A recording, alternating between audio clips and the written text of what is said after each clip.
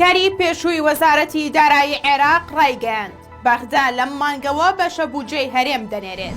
تەنیا لە ڕەمەزاندا بەهۆی سەرپێچیەکانەوە 120 شوێن لە سلێمانی داخراون. ئەندامێکی ئەنجومەنی نوێنەرانی عێراق ڕایگەیاند لەسەر پۆستی سەرۆکوەزیران شەڕ لە نێوان شیعەکاندا ڕوودەدات.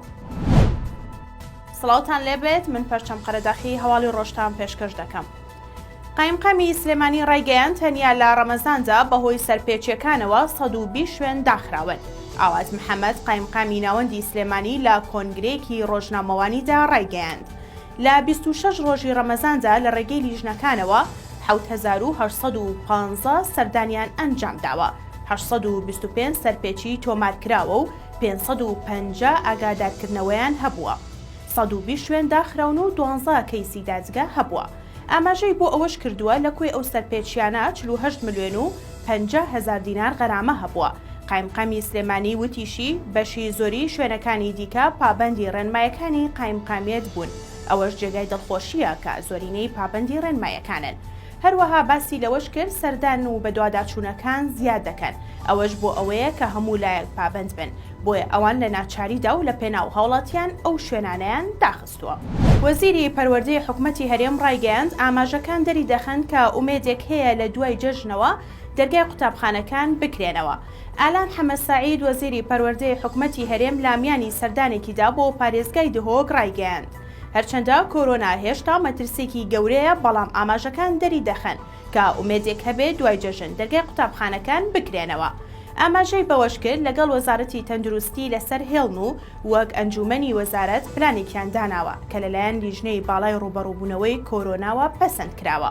وەزیری پەروەردە ئەوەشی ڕوون کردەوە یەکەم ڕۆژی هاوین کۆتایی وەرزی خوێندنە و تەنیا لە تاقیکردنەوەکان دەمێنن. ئەوانیش بە پێی ئامادەکاریەکان ئەو پرۆسەیە جێبەجێ دەکرێت.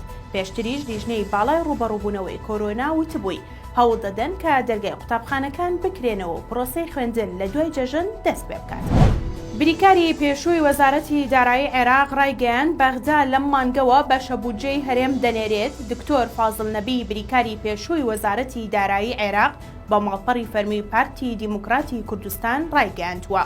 لە دوای پەسەندکردنی پرۆژە یاسای بودجەی گشتی عێراق ئەنجومەنی وەزیران لیژنەیەکی پێکێناوە بۆ ئەوەی لەم مانگەوە بەشە بودجەی هەرێمی کوردستان ڕەوانە بکەن، چونکە ناردنی بەشە بودجەی هەرێمی کوردستان پێویستی بە لیژنەیەکە بۆ ئەوەی تاوتوێ بکات و ڕەوانەی بکات. ئاماژەی بۆ ئەوەش کردووە ناردنی بەشە بودجەی هەرێم لەم مانگەوە هەنگاوێکی گرنگە بۆ ئەوەی حکوومەتی عێراق پابەندی ڕێکەوتنی نێوانیان بێت لا پرۆژە یاسای بودجەی گشتی عێراقدا. هەرچەندە هەردوو حکوومەتی هەرێم و عێراق لەبارەی یاسای بودجەی گشتی عێراقەوە بۆ ئەم ساڵ ڕێکەوتون، بەڵام تاوەکو ئێستا هیچ لایەکیان بە کردداری پابەندی ڕێکەوتنەکە نەبوون. ئەندامێکی ئەنجومەنی نوێنەرانی عێراق ڕایگەیاند لەسەر پۆستی سەرۆکوەزیران شەڕ لە نێوان شیعەکاندا ڕوودەدات. فازڵ فتلاوی سەرۆکی فراکسیۆنی سادقون لامیانی لە دوانێکی ڕۆژنامەوانیدا ڕایگەیاند مەترسیەک هەیە هێزە شیعەکان بە تایبەت ئەوانەی هێزی چەکداریان هەیە لەسەر پۆستی سەرۆکوەزیرانی داهاتووی عێراق دوای هەڵبژاردن ببێتە شەڕیان. بەوتەیە و پەرلەمانتارە لە ئێستاوە ئاماژەکانی شەڕکردن لەسەر پۆستی سەرۆکوەزیرانی داهاتووی عێراق دەستی پێکردووە، چونکە هەلایەنێکی شیعە دەیەوێت پۆستەکە بۆ خۆی ببات.